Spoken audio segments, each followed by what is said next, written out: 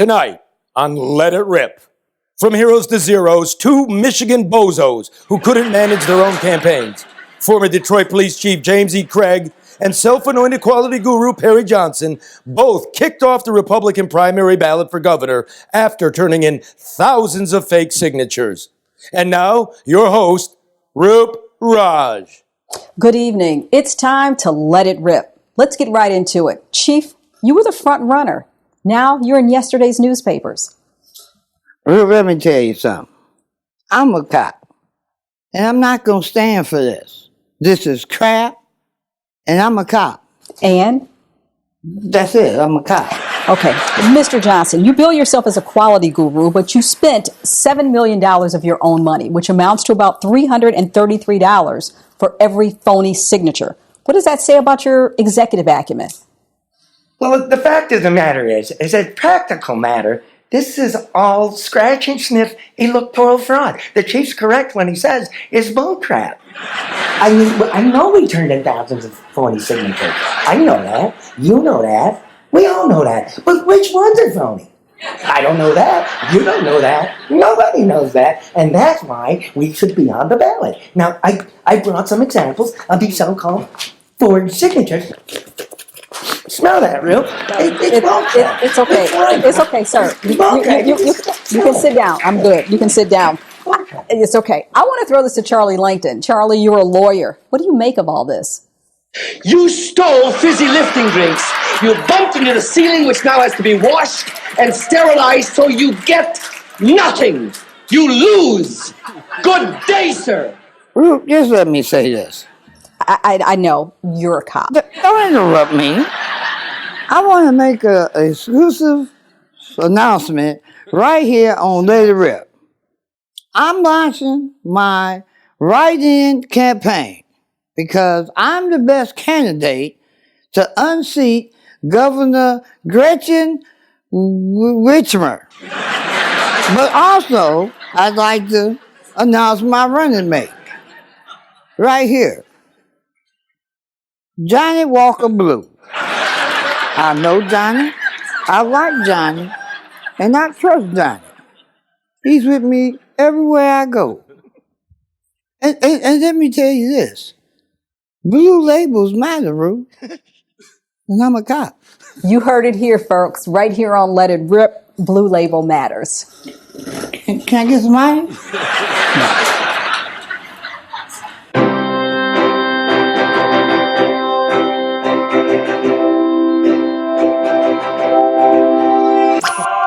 No bullshit.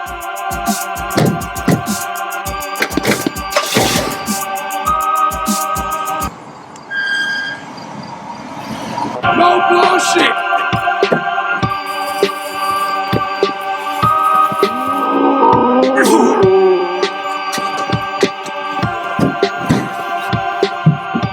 No bullshit. Public, let's just start breaking this. Dub or bullshit. Dub or bullshit. No bullshit.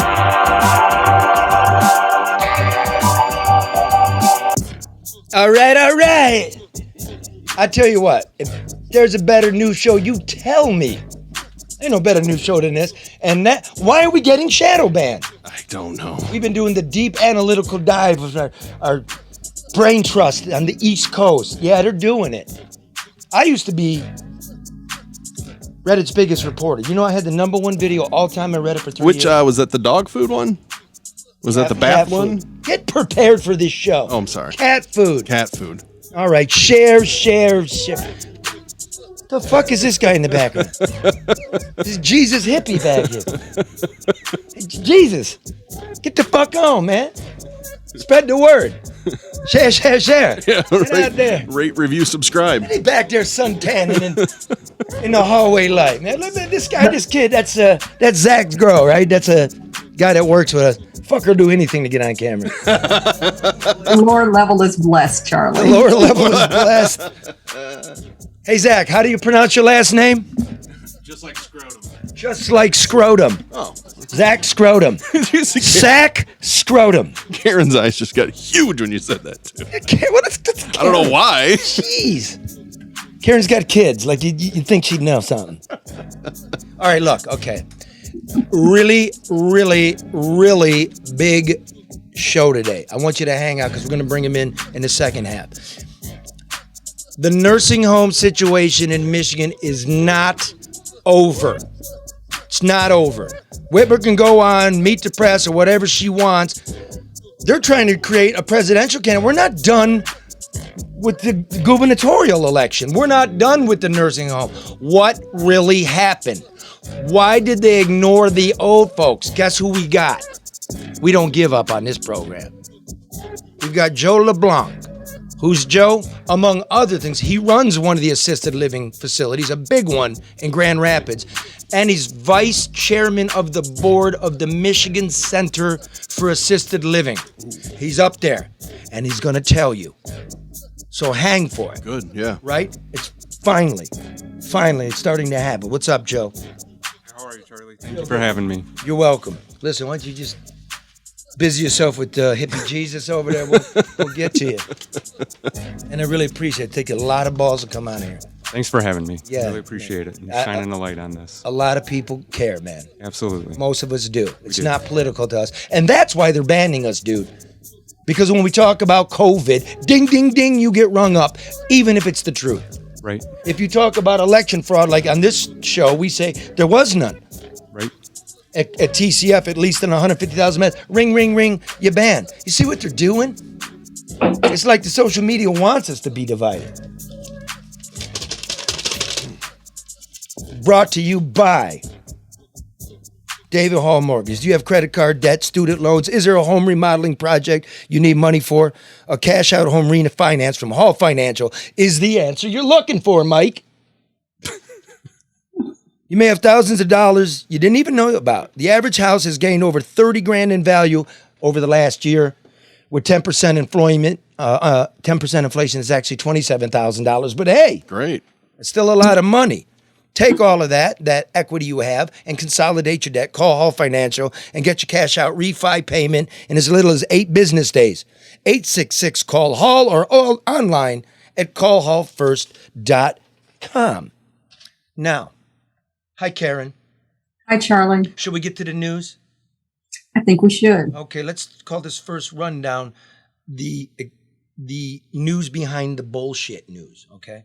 But before we do that, as the resident uterus, Roe v. Wade struck down today. Your take. Well, it's disappointing, Charlie. You know, it now becomes a massive political hot potato as it falls in the laps of the states. But people have to remember that federal law takes precedent over state law. And now every time we shift leadership in every state, it's going to be an issue. The interesting thing is that the Supreme Court ruled yesterday that states were not capable of deciding whether or not, in terms of gun and their ability to carry a gun and those laws. But yet today they said, oh, sure, but you can make that decision about a woman's right to choose. I think it's unfortunate. It's an interesting parallel, Karen. It really is. Here's the local angle. The Michigan angle is, hypothetically, our 1931 law goes into effect, which is you may not have an abortion for any reason unless it threatens the woman's life, not if you're raped, not incest. That's on hold. The Court of Claims has put a stay on that. I'm sure that's going to be challenged, and here it comes. Mm-hmm. I'm just going to say it. Charlie, what happens while all of this is going through legal wrangling? So if a woman is, at a point where she was or should consider an abortion, what happens now? Isn't this a major gray area, and how does that compromise her well-being or the well-being of an unborn child? Well, in the state of Michigan, it remains the same.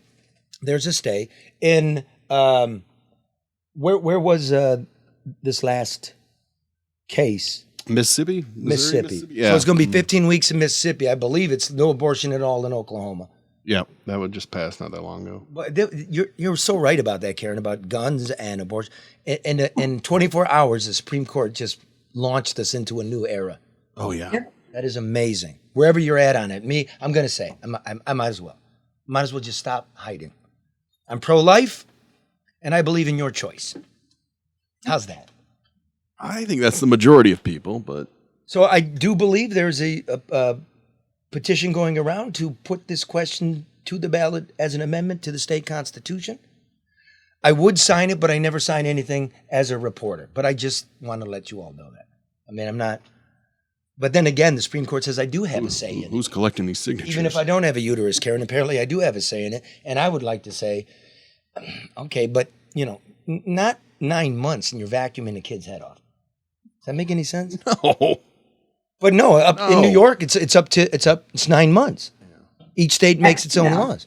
But that to me also seems like it compromises the safety of the mother as well. I mean, that's very far along. Yeah, that's true too. And you know what? What if a kid is stillborn? Yeah. Right? The kid just is stillborn. Isn't it incumbent upon the authorities to investigate that in case it wasn't an abortion? Is that what we're getting into now? This is tremendous. Well, and I think too, we also need to have the other side of the conversation for people that are just so, I mean, I understand, those that are pro-life, I respect that, and not just pro-life, but anti-pro-choice. Like you said, Charlie, everybody doesn't have that. But, interestingly, last night, one of the gubernatorial candidates was asked, what would you do? You talk about bringing a child into the world if a mother or the parents are incapable of raising that child, and again, the circumstances that led to that pregnancy, are also an issue. And, it was interesting. He says, well, I've talked to some of my colleagues and we thought that, we'd be able to provide support for 3 months. Like, what does that mean? And how does what the fuck? You want to cut the social safety net. You want to give handouts to billionaires. The young woman's telling you she can't raise it, and you're on your own. So I hope we really look into the crevices of the adoption system, foster care. Yeah, I just hope there's not more unwanted children. Like little kids and then teenagers. Well, kids aren't wanted, so no, I know, but they're and this. Believe me, I don't think we're at that point yet. But unwanted child is worse than unwanted fetus. Let's make a push somewhere to link children that their mothers can or fathers can't handle and give them to people that want to hug that child. Yeah, but Charlie, that whole foster care system is nothing but adoption. But this is the thing. There also needs to be conversation about responsible behavior so that you don't encourage unwanted pregnancies. I'm sorry. I got to get mad at you. That's so NPR. Every time I turn on NPR, welcome joining the conversation. I'm tired of conversation. I want some stuff done. You need to understand, and you have athletes, and you have all these people that that could easily buy a pack of condoms. People need to understand that. Karen's blaming unwanted children on athletes now. No, Charlie. Okay, I heard it. Next topic. Oh, thank you. Okay. This is called the news behind the bullshit news. Gas. Oof. It's out of sight. Biden's going to suspend it's not going to happen. The federal gas tax, right? Yeah. Which is 18 cents. It'd do nothing except leave a hole in, the road repair fund. Mm-hmm. And he's encouraging the states to do the same, right? Now, here's the thing.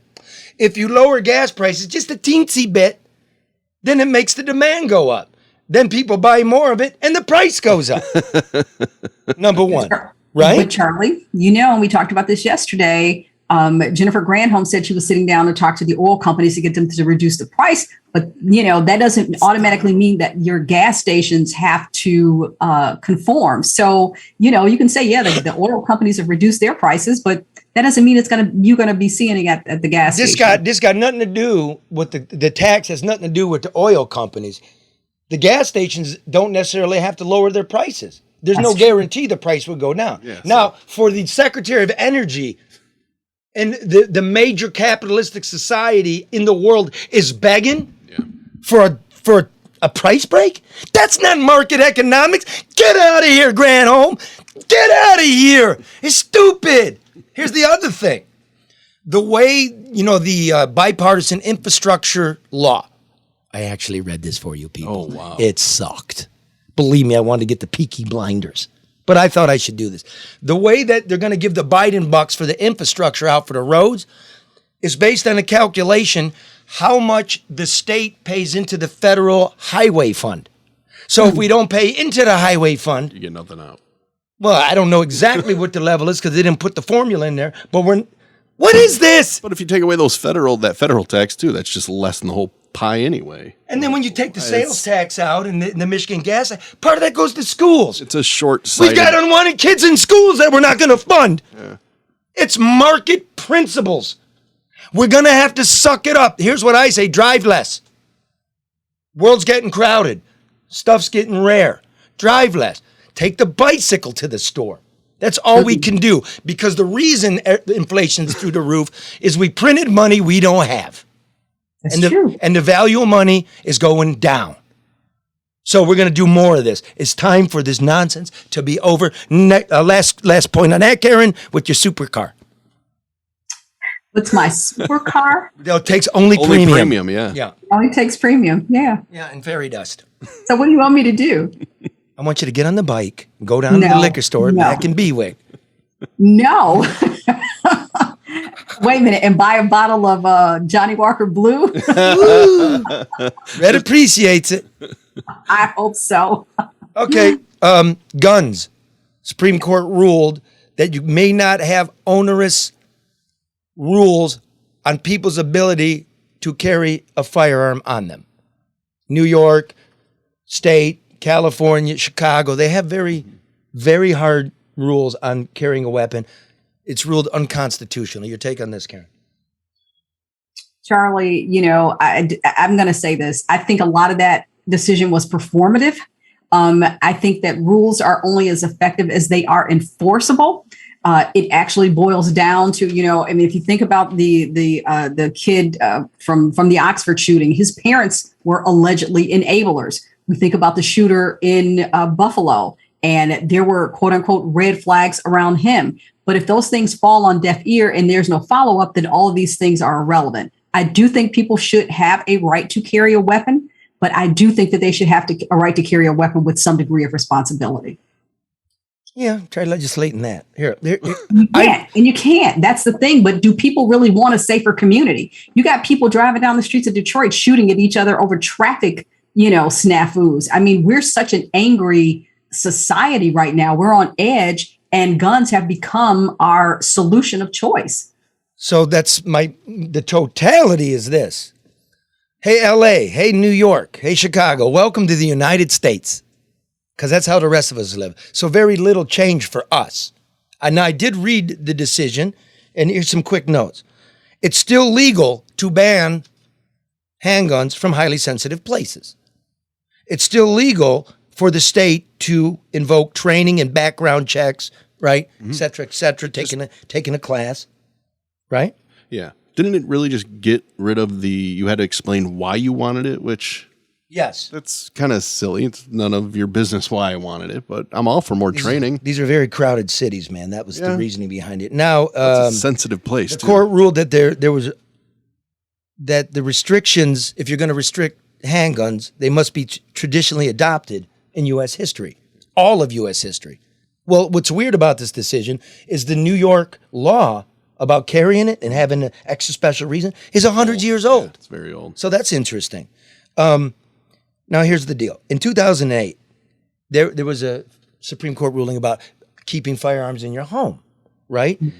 And in that decision, they upheld that there's a historic tradition supporting bans on dangerous and unusual weapons.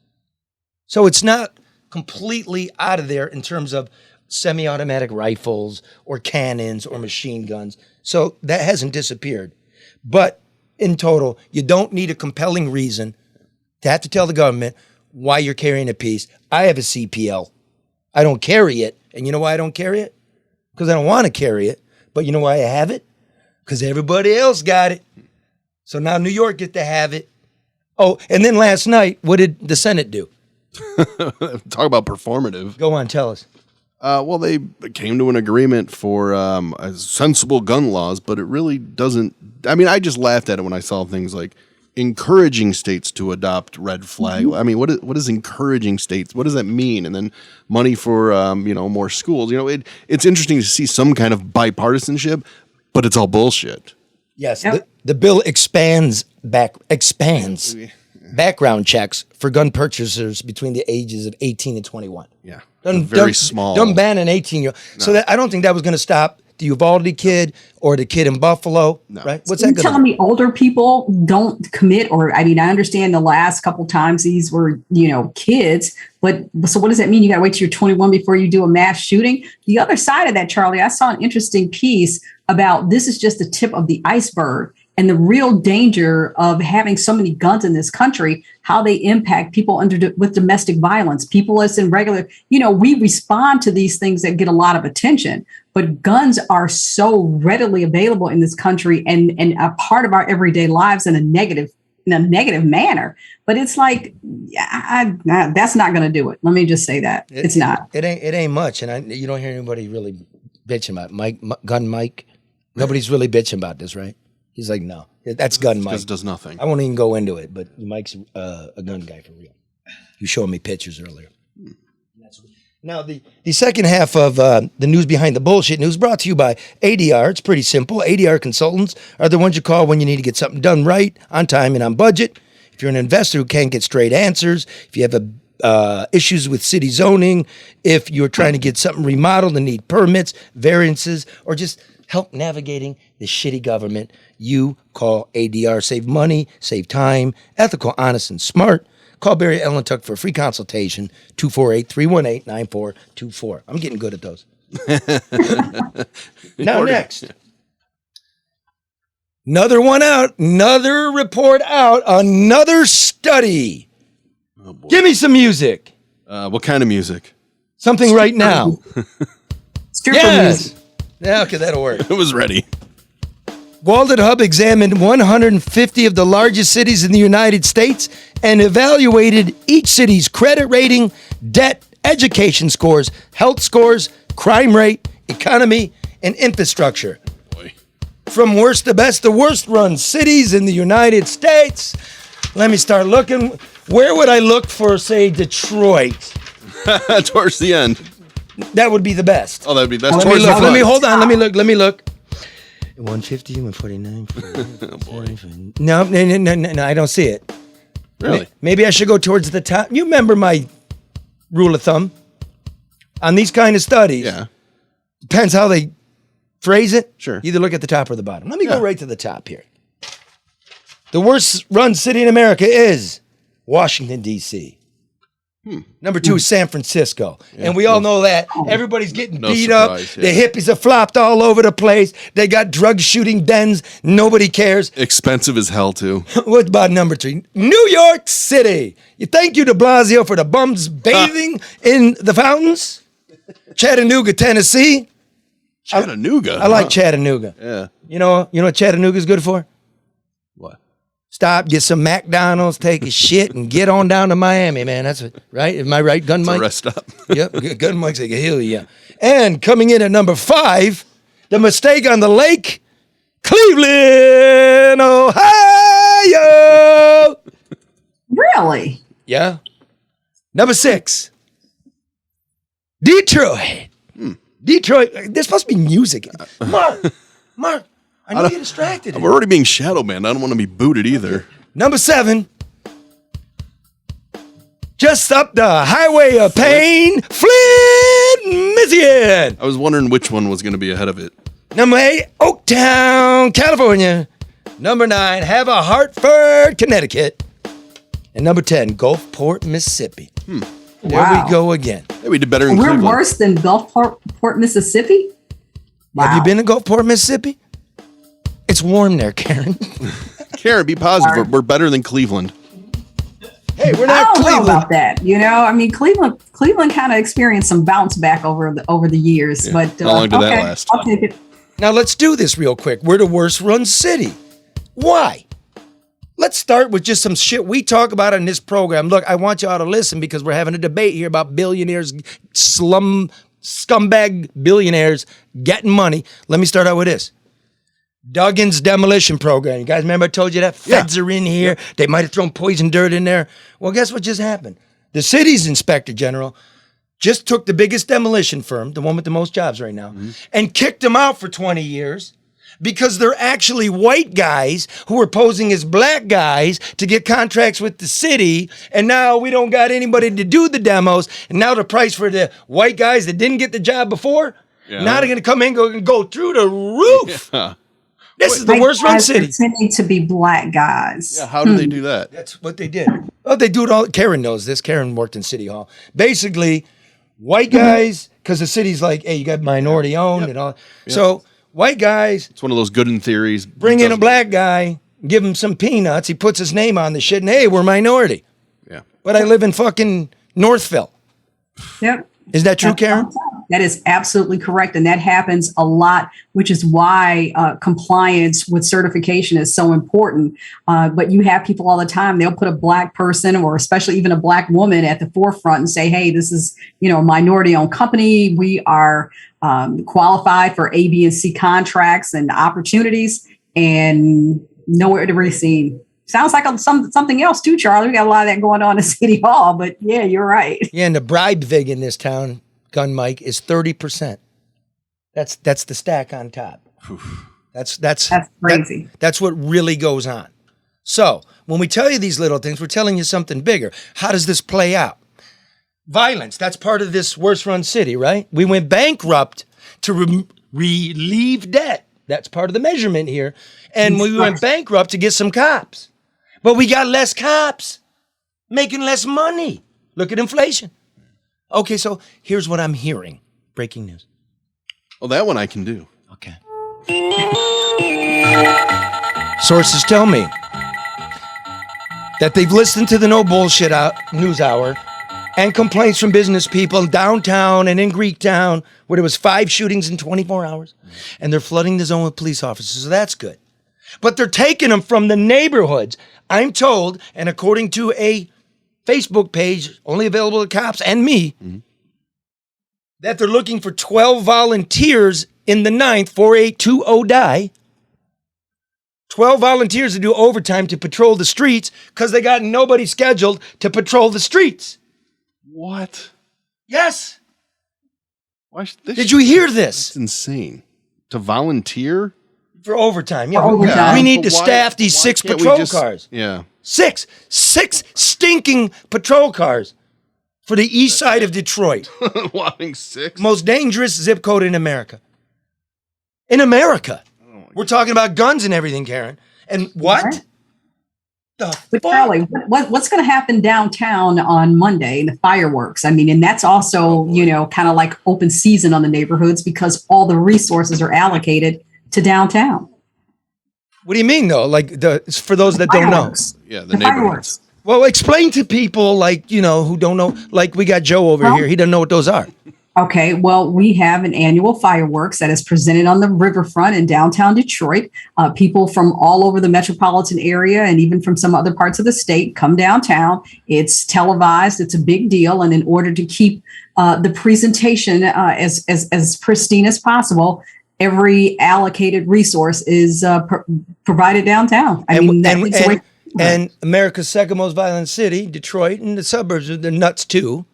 Yes. Have been locked down for 2 years. Oh, there's going to be a shit show. What can we do about, what we can do? We can pray. Hippie Jesus. Pray for us, hippie Jesus. Thank you, hippie. I thought he left.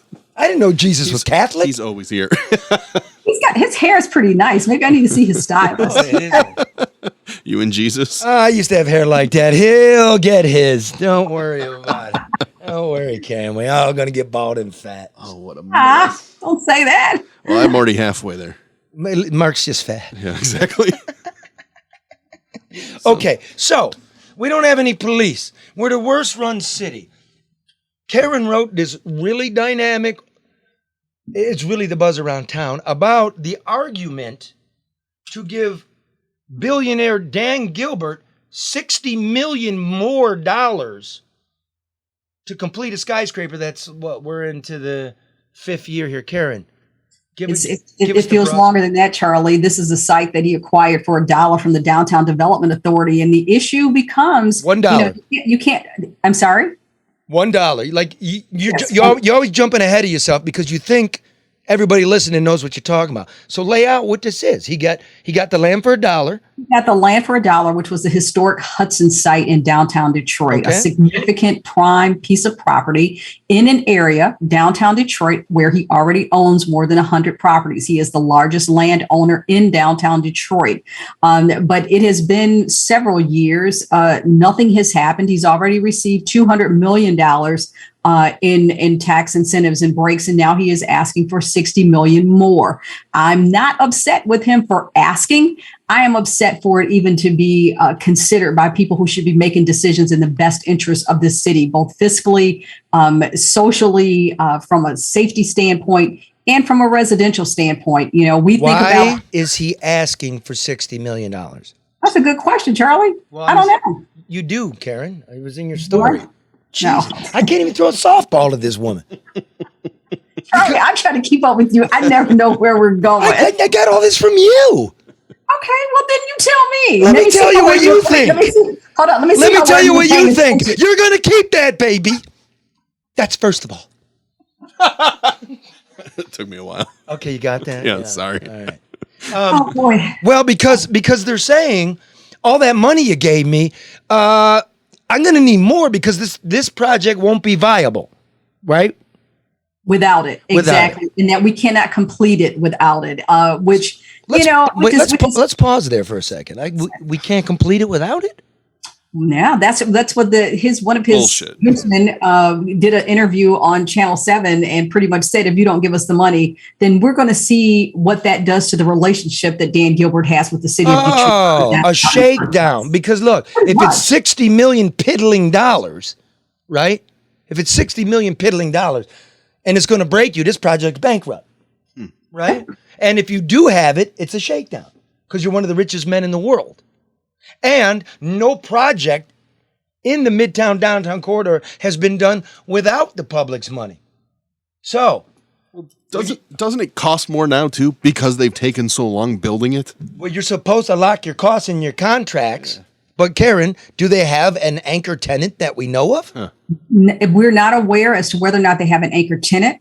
We're also aware of issues in the agreement that, there's no clawback in the agreement. And if, in fact, there's nothing that states what it is that he's supposed to do. There are no blueprints. There's nothing that ties him to a definitive project. So he could put up a liquor store and still be compliant because there's nothing in there that says what it is exactly that he is going to do. And get his $260 million for a liquor store. That's really possible. Or whatever that he could. Now, the project has already changed shape and form over the years. It's now shorter. They said that there were about 2,000 people working on the site. There was a drone interview done by one of the television stations. Clearly not 2,000 people doing anything. And Charlie, you and Red have both been on that site over the years. There's nothing going on there. What is happening and why do we as a city have to feel like we have to constantly bend over to get nothing? Like we're some kind of fucking suckers. The nursing homes suck. We don't got police. Who's going to police this building that pays no taxes? Right? Yep. The mayor says it'll create 3,000 jobs. Okay, you're getting $6 million in this new ask a year. So 3,000 jobs at 2% income tax would mean for the city to break even on this deal, those jobs on average would have to make $100,000 a year. 3,000 jobs at 100 per? But Charlie, they use that job thing as a dangle for everything they want to get because employment is high in the city and people want better. I understand and I respect that. But the reality is that these jobs that they bring usually are not they're either already filled, so they're transported jobs. And they said, we're going to offer these to Detroiters first. They did that with Stellantis. They offer it, but even workforce development officials here in the city say that people in Detroit are severely underqualified or they have an issue passing the drug test. So yeah, we offered it to you, but you didn't qualify. Yeah, and you're lost in it. You're lost in it too. No, because we do this on the phone, so we might as well be honest about our relate. No, be sorry. Because I still say you're getting lost in that goofball city council argument about do black people get access to it? Is it going to be our building? It's not that. We got to stop doing that. We got to think money. You don't get anything. They drain from you. You get no police tonight. When Stellantis, we gave them $500 million. They promised us 5,000 new jobs on top of the 5,000 that were already there. You know how many work there right now? 4,900. Come on, we got to get to the market principle. And they keep dangling that shit, Karen. And, you know, I'm going to tell you this just as a person who lives on the east side. I was very disappointed because I remember when Duggan was saying, you know, hey, we're going to meet with Stellantis. We will do whatever we need to do to get them here, including closing off St. Jean. That was a street to a major thoroughfare and to the expressway. There were no community meetings, no questions. I'm driving down the street one day. St. Jean doesn't exist anymore. I mean, it's little stuff like that that to me is like a slap in the face. And by the way, there was no Stellantis at that time. It was Fiat Chrysler. Then we did the deal with him, and then magically 2 months later, there's a merger with Peugeot. Fuck off. It's not the government's job to make jobs. The government's job is to look out for the public's bank and provide things, schools, police, water. That's it. If the taxes are too high in Detroit, Mayor Mike, you and the dopes on the city council change the tax structure. Stop giving it away. You know what was interesting, Charlie? I got a lot of feedback from that article, including someone who actually works for Dan Gilbert and someone who works with Dan Gilbert and someone who works for Dan Gilbert. And they both applauded, you know, the information in there. I mean, which goes back to a column I did 2 weeks ago about people publicly applauding and complaining in private. Okay, look at that. So, because everybody knows Karen by this point, that's true. The muckities. The muckities don't deal with me. I deal with the hard hats. The hard hats are pissed at us for drilling this job site. Hey, hard hat, don't be a hard ass. I got your interest. I want you to work. I got nothing against you. I'm trying to let you know about your job site and the future of it. Bullshit. This is scumbag billionaire politics. It doesn't happen in Chicago. It certainly doesn't happen in Phoenix. These places are market-based. This is unsustainable. We've been telling you this, and we're right, and we're right, and we're right. And all of a sudden, the 60 million matters, Karen, because we've been talking about this boondoggle. Well, and it slaps in the face when thousands of residents were overtaxed to the tune of $600 million. And the mayor says, oh, we don't have any resources for that. So, okay, you know, we keep talking about, is this directly taking money out of an account and giving it to him? No, but if there are incentives or there, you know, some room for compromise or trade-off for these residents, then perhaps they would not be renters or former residents in the city. I don't even know what to do with that. That's true. That's true. That's 100% true. Finally, keep your eye on Chrissy Illich and Stephen Ross and this innovation center they're now going to build near the hockey arena. Watch. I can see the movements they're making. A little press conference, a little something for the school kids. Watch how much they're going to ask for. Just watch. Another one. Breaking news. Watch. No suckers here.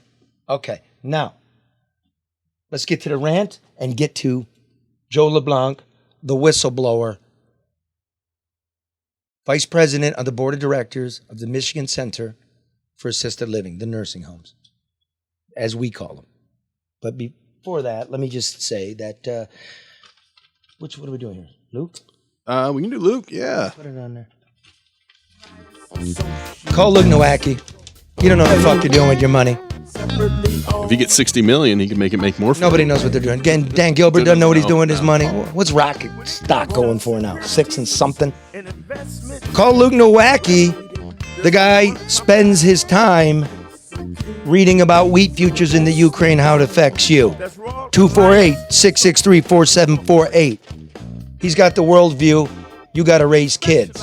What are you going to do? Call Luke. What's the number? 248-663-4748? Yes. All right, that's right. Recession is coming. Recession. Holy hell is coming. Recession. I could deal with a recession. Jesus may come back too. Look over your shoulder. Where are you now, Jesus, that we need money? He's never around when you need money. He went to call Luke. He wants me to tithe. I was talking to Jesus just last night. He goes, why don't you tithe into 10%? I'm like, Have you seen? Because that's the rate of inflation. I don't got it no more, bro. Is Jesus raising? Is he raising my his Lord rates? and Savior? Huh? Is he raising his rates? He's fucked too. That's a good point, Mark. I got Don't really say that. worried. All these pastors will be like, inflation, your tithing is now I had 20%. a vision. Yeah, I had a vision of him last night, but he had cue cards. We're telling him when to stand up, when to say hello. It was unbelievable. That's what happens when you get old. Everybody's doing it. That's what happens when you get old. All right, look here, man. COVID. Y'all remember COVID? Yep. No seeds, no boats, no school, no restaurants, no funerals, no church, no old folks visits, no toilet paper, no state constitution, no travel to Florida unless you can shake down a fucking rich businessman to get his jet. No work. Arrest the diner owner. Arrest the parents at the school board meeting. Vote by absentee. 2 weeks to flatten the curve. Pause to save lives. Remember? All of it. We destroyed ourselves in order to save ourselves, or so we were told by Governor Gretchen Whitmer. Then the national political cycle passed. Trump got dumped, and COVID morphed into the weakling Omicron variant. Remember? 3 vaccines became universally available just over a year ago. Monoclonal antibody treatments came online. And thus, the great pandemic was over, and we were saved. Except that's not true. Unbelievably, hear me, COVID deaths in Michigan are higher in this, the second year of the pandemic, than the first. In fact, Michigan experienced a wild spike in deaths this spring that mirrored levels from the beginning of the pandemic. Not a word has been said, no acknowledgement from the governor, nothing but crickets from state health officials and the media. Shame. The arithmetic is simple. The New York Times COVID database shows that Michigan suffered about 15,800 COVID deaths from June 8th, 2021 to June 7th, 2022. The prior year, June 8th, 2020 to June 7th, 2021, Michigan was victim to about 14,600 COVID deaths. That means Michigan's COVID death rate has actually increased by 8% in the past year. The year of vaccines. For comparison now, because you're smart, COVID deaths in the United States have decreased by more than 16%. As for our neighbors in the Midwest, COVID deaths have plummeted on average by 13%. So what gives in Michigan? Where's the old corona hysteria?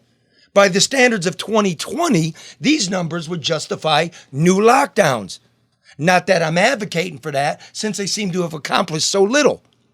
Where is our mother and governor? She's on NBC again. What happened to Fauci? I hear the doc caught the COVID. Good. Mm-hmm. Why has Michigan become a virtual Shanghai? Why have death rates ballooned here as the potency of COVID has declined and treatments have become available? It can't be the Whitmer administration is backloading hidden deaths from earlier in the pandemic. Y'all remember Doug Ringler, the state's auditor general, verified as much when he went through every death certificate since the pandemic began. In his excellent report, issued earlier this year, Ringler also found that the state's nursing home deaths were actually 43% higher than the Whitmer administration was telling the public. That's the same as grabby-ass Como. And that number may be significantly higher. Stay tuned as Joe joins us. And it can't be public policy. Every state in the union is essentially wide open with few restrictions on public gatherings.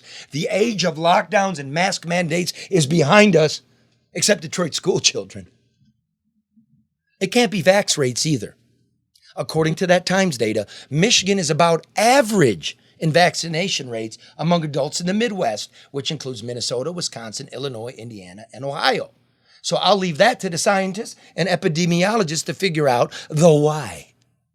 But the lack of response from this government is galling. Whitmer shut the state down, broke the financial backs of working people, and damaged the emotional equilibrium of our children to save lives. Or so she claimed. And I believed. Now that more people are dying than ever before, her department hasn't bothered to hold a press conference, to tell us that this is happening, let alone what they plan to do about it. I miss those people. The signers. Yeah, they were kind of cool. Yeah. Exciting. Is there an acceptable death rate in Michigan now that Gretchen E. Whitmer and not Donald J. Trump is up for re-election? Where y'all at? If there's some other explanation, state health officials haven't given it. But they did send me a link to a vomit of useless data in charts. They always do. We know that the Whitmer administration did not bother to count the nursing home deaths accurately. Whatever became of that, the official account fed to the public on a weekly basis is still wildly inaccurate and probably worse than that. And because of that, there's no telling who is dying now, where they live, or whether the state is invested in protecting them at all. All we really know is that more people are dead from COVID this year than ever before. If Michigan's officials won't do their jobs, it's time for the experts from the CDC and special agents from the DOJ to get to the bottom of this. If they don't, we may never know what COVID did to Michiganians and what it still may do when it peaks again this fall. So what can you do, ordinary citizen? You can call the governor's office. 517-335-7858. One more time, 517-335-7858. And when you're done calling that, call Luke Nowacki for good financial advice. Can you believe it, Karen? I don't know what to believe these days, Charlie. I really don't. I mean, I really don't. And I started to sit back and think, is it me? Am I stupid? Or do these people think everybody else is stupid? It's insulting. It's a loaded question. I know. Could be both. Yeah. Well, I'm not stupid, and neither are you, Charlie. And I don't think most people are. And I think they get tired of being treated as though they are by, elected officials and alleged leaders. Now, here's an alleged leader, by the way. You know how the alleged leader got here? He's sponsored by American Coney Island, Detroit's oldest family-run restaurant and birthplace of the famous Detroit Coney dog, chili, mustard, and Vidalia onions, downtown at the corner of Lafayette and Michigan Avenue. Can't miss it. The nice red, white, and blue building, open 7 days a week. Yum, yum, yum. And by the way, send the Coney kit for, what's the next holiday? 4th of July. Yeah. Wow. All right. They're starting to get hot again. So I'm going to be back in the warehouse. Packing them? I'm going to be packing them. All right. Yep. A dozen dogs with all the fixings right to your grill. Go to AmericanConeyIsland.com. Now, special guest, Joe LeBlanc, whistleblower. Here, he got like a lot of stuff. This guy's legit. Let me read it here. Executive director of the Heather Hills Assisted Living Facility, 100-person building. Yeah? 150. 150, where old folks live in a nice way in Grand Rapids. He's the Michigan Center of Assisted Living was vice chairman of the board of directors. He's the Michigan Assisted Living Executive of the Year. First one, 2018. Is that correct? That's correct. He was also the state rep, the state of Michigan's representative to the National Center for Assisted Living. You're in the middle of all this, right, Joe? I am. Why are you here, Joe? Several reasons. One, I'm here for those people that their lives have been just destroyed for the past 2 years. I mean, when you talk about, first and foremost, my staff, they completely put their lives on hold for 2 years now. Talk about unimaginable devastation that they've endured. And they went through that just to protect the seniors that we had. And not just my staff, I'm talking about all healthcare officials that were on those front lines. I'm talking about housekeepers, dietary staff, every one of them. There was no incentive to stay on. There really, anything, it was more advantageous for them to stay home. They would have been better financially, health-wise, you name it. So you lost staff, right? Yeah, we lost staff. And not to COVID, but in general. Yeah. They got and because in the industry you lost staff and the lockdown orders, you had to shove the old people in the room. Yeah, that's what we were asked to do. So let me ask you this.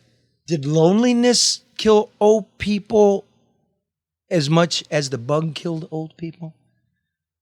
It's hard to tell because we really don't know the numbers on the bugs, but it's generally accepted in my industry that the loneliness, the isolation was the number one killer. And you're saying we don't know how many people died? Correct. What makes you say that? Well, I know we're going to talk about it, but the truth of it is, I think you have to start with definitions. And pre-COVID, the definitions have been nursing home and assisted livings, and then assisted livings are broken down from there. But the truth of it is, in the state of Michigan, I think there's roughly 135,000 beds that are, for old folks. For old folks, long-term care, nursing home and assisted living. Like real quickly, nursing home is like federally licensed. They get federal money, Medicaid and stuff, and everything else is assisted living. Correct. All the nomenclature bullshit. That's correct. Okay, so they're all old folks' homes. They are. Okay. And when you think too, and you got to go back to, the focus was put on the nursing homes, which was understandable. But if you go back and you think about it, it's like the number one most vulnerable population was the elderly in general, not just nursing home, yes. Elderly. And we serve the elderly. We serve many of the exact same issues and diagnoses, COPD, CHF, we have. Don't do that. Diabetics. Sorry. But, we're all in the same field here. But 2/3 of the industry they were not considered healthcare workers. Yeah. 2/3. That's 89,000 potential residents that the people that serve that industry were not considered healthcare workers. There were no benefits. There was I love them. I do. I love them. But I'm more interested in the old folks. Mm-hmm. Okay. So let me do this. There was an executive order signed 2020-95 in May 17th, 2020. Correct. Okay. And that required, says right here, the Michigan Department of Health and Human Services, and in partnership with the Licensing and Regulatory Affairs Department, requires all long-term care facilities, including adult foster facilities, homes for the aged, and assisted living facilities, to report data. Correct. And you did. Yeah, we were supposed to report our data, our deaths, cases, everything. Well, we've never seen any data for 80,000 people. We haven't seen it. So that was the law by the governor's pen requiring it. I call the state and they say, no, we never collected that. We never had the addresses. And I go, well, I talked to guys like Joe and other people and they did report it. They go, well, we couldn't deal with it because we weren't sure about the addresses. So we left it out. So we all shut everything down to protect these people. They were supposed to be counted so your people get PPE, right? Correct. And they never got it. Correct. Locked down, shoved in a room, go ahead and die. And then we didn't count you. Well, here's what I got, Joe. Homes for the aged, exempt. That means assisted living not licensed. But the state does have their address. I got this off the state website. There are like 230 of these things with a total population in them of 30,000 people. That's you. You're on this list. That's me. They didn't count. No. So how do we know what happened? You don't, really. What the fuck? Because we didn't report. And, you think of that number, 30,000 beds that were told not to report, that were given no PPE. The lives that could have been saved? We can only assume. We can only guess. And we don't have an accounting. You know what? Cuomo did this. Look it up. When Whitmer was copying Cuomo on everything he did, right? Mm-hmm. Isn't that true? Yes, there was no precedent for this. There was absolutely no precedent for this. And if you look at the guidelines from the federals, that wasn't it. The only precedent was what happened in New York on March 15th. Or March 25th, I believe. They issued this order. 3 weeks later, we issued the exact same order. And then 2 months later, Cuomo gets rid of it after pressure, and Whitmer doubles down on it, citing science and data that we'd never got. No. That's what I want to know. Where was the science and data behind this? lives were lost. We were just put through excruciating suffering. And where was the science and the data behind this? And they're still not doing it. As we speak, 75% of these facilities aren't even required to report. And I'm getting dumb shit from Lansing. Would you just hear?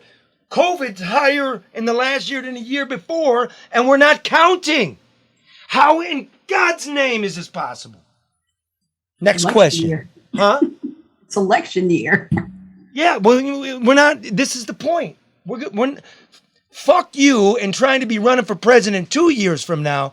You got answering to do now. Now. Who wasn't saying anything, Charlie? I mean, Joe's sitting there telling you behind the scenes things that were going on that you reported on. I mean, but it's at the end of the day, it's like we don't matter. I mean, that's what it's coming down to. Yeah? Is that how you feel? I mean, we could have taken different steps, I think, to ensure safety. We just didn't.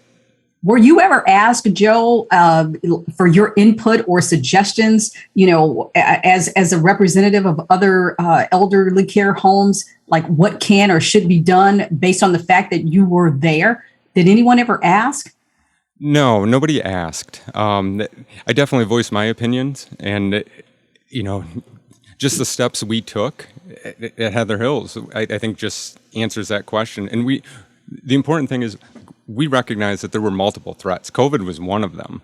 But when you think about it, when you go back to the nursing home in Washington, where that was where all the news broke, everything came out. What people don't realize is that the staff walked out. Half their staff walked out. How do you care for 100 residents if half of your staff walks out? And you lock them away and treat them like garbage and watch them die and shit in their diapers. My fucking grandparents. My mother. There's so many people out there. This is nonpartisan, bro. Right. Did the governor and her people now like to say by this executive order that they never commingled people? I want to read from it. This is the executive order. This is Whitmer's order. A nursing home must make all reasonable efforts to create a unit dedicated to the care and isolation of COVID-19 affected residents. They did have the nursing homes create COVID wards, and they sent red hot people to them, did they not? Mm-hmm. No, don't give me a This is big. This is a big point they're trying to dodge. Did they send COVID-infected people from your facility to nursing homes? Absolutely. Absolutely. Check. Absolute. Say it. Absolutely. There were orders, and I know that they tried to clarify, but it didn't do anything. That order was already out. People started directing to nursing homes. But what people don't understand with that order is it defined all long-term care. So we were all under the same restrictions. As a non-licensed assisted living, we were asked to set up dedicated units. Those orders restricted where we could send our residents. So the only thing we could do is send them to the hospitals. So we're the ones that flooded those hospitals too. Yeah. And then was Heather Hills taking them back? For the independent ones, the ones we could, I mean, it was a case-by-case basis. But no, if there was somebody that needed help, bathing, dressing, toileting, meds, I don't have the staff to do that. And we don't have any of the PPE. We're not protected. Our staff are scared. They wasn't a consideration. And that's the part that people are missing. The nursing homes got all the attention. But what really happened, the real problem happened in these assisted livings. And, and again, I want to be the majority, like 100,000 out of 140,000. Yeah. Yeah. Two-thirds. Two-thirds of long-term care residents were not provided any type of PPE. They were all affected by these orders. Getting dumb bullshit. Now let's just get to it. At Heather Hills, you didn't lock it down. We did not. I take that back. At the very first, we actually locked down 48 hours before the state said we needed to lock down because we didn't know what was coming on. It was all over the news. Staff were scared. Residents were following the news. But after about a month and a half or so, these orders came out. It closed down all your dining, close down all your activities, no visitations. When you think about that for a resident, what do they have left? They have nothing left. That's what they live for. They live for their families. They live for the social end of things. And the truth is, a lot of them just gave up. And it's sad. There was not much you could do. And we realized that right off the bat. One of the threats is going to be the isolation. It's going to be more deadly than it would be for COVID. And so we recognize that as a staff, and it's one of the things I'm most proud of, because there were clearly executive orders out saying you can't do this. But the most impressive... What did you do? The most impressive thing, we went to our residents, and we asked them, and it's their home. We have to look at it as their home. And they came back and said, we do not want to live like this. I'm 96 years old. I want to see my family. I don't have anything else. I don't have a job. I don't have a home. Like, that's it. You take them out, that's it. And really, that's solitary confinement. So you took a vote amongst the residents? Unanimous. Unanimous, we don't want to be locked down. We do not want to be locked down. So you didn't do it? We didn't. How many COVID deaths did you have? Zero. Zero? Zero. We were safe. How do I believe that? What if I said bullshit? Yeah. I mean, you'd have to ask my families, our residents, but the truth of it is, you have to take my word for it. Okay, well, I got one. How about I do this? I'm not talking to candidate Nessel. I'm talking to Attorney General Nessel. We need an investigation, and you can start with Heather Hills. Yeah. Check the address. Do it with Doug Ringler. Check it. See if anybody from that address died, and then we'll see if he's telling the truth. You game for that? I'm game. Yeah. Look at that. Whoa. Because at this point, Charlie, too, I have nothing to hide. Right. We did the best we could with everything we had. I have nothing to hide. In all of these nursing homes, all these assisted livings, they did exactly what they could with what they had, and they had nothing. They were provided nothing for 2 years. I love the novel concept of actually asking the residents their opinions. Right. The people that are affected by it. Why aren't more executive directors of assisted living speaking out? What is there to fear? Well, I mean, let's be clear about it. The retaliation. Nobody wants to put themselves front and center and say, hey, I've got lots of COVID deaths here. I've got an outbreak in my facility. Because the judgment is already, you did something wrong. It's how do you keep COVID out 100%? You don't. You don't, yeah. So then the balance came is, okay, how do we enhance these guys' lives? Because the alternative is solitary. And you know what? The shit that they are counting, because this order changed from May to October once the state legislature got its power back. But even the stuff they claim to be counting, the Auditor General found to be wildly inaccurate. The state's not even double checking what's being reported to them. Now, I'm gonna give you something. I want you to listen to this. This is Attorney General Dana Nessel addressing HCAM. What is that? The Healthcare Association of Michigan. That's the nursing home umbrella. And MCAL. And MCAL, which is you. So you're on this board. You're like one of the muckety mucks. Here's what she said to your executives at a coffee convention. And I'm just tired of hearing it regurgitated over and over and over again that terrible things happen at your facilities. It's not true.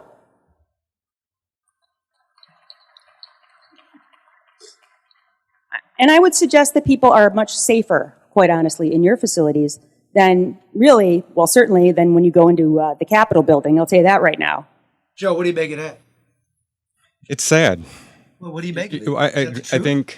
Did you hear the applause? It wasn't really... No, that was a courtesy clap. But that's the executives. Yeah, that's every administrator, nursing home administrator, nurse, owners. They're sitting there and telling them that terrible things didn't happen in their facilities. For 2 years, we witnessed horrible things that happened in these facilities. And it wasn't... Again, I want to be very clear. It's not on... I don't put this on the staff. Like, they did the best they could, but where was the help? There was no help. The whole point of this data was to identify who needed help and when. And yet, what did I get? What did I as the public get? We got a cluster at a bar at East Lansing. A co-ed was drinking. It's a super spreader event. We were able to do that, but we couldn't even probe our own website and get the addresses of the people who were actually already reporting. It's bullshit, and it ain't going to arrest. Joe, more to come, bro. Yeah, definitely. More to come. Thank you Charlie. for it. Karen, last word. I don't know if I have one, Charlie. You know, it speaks when we hear people talk about there being too much government, but we talk about too much process, and it is the death of progress. It is really as simple as what you just pointed out. And as Joe indicated, he took things in his own hands. He asked his residents and he did what was best for them. It's not complicated, but people have to care. They have to be committed. And they've got to be compliant. They've got to start doing the stuff that they claim that's in place to protect the people that they serve. 100%. And big balls, Joe, because I know Nestle's coming to look at you. Charlie's got your back, though, Joe. Yeah, bring it, baby. Appreciate it. I know there's a lot of families, too. Families, residents, staff. They all understand. It's well understood throughout our industry. Okay. Now, I just pray for us all, hippie Jesus, would you? All right. More to come on all this. Remember, keep it together, respect one another, try to love. See ya.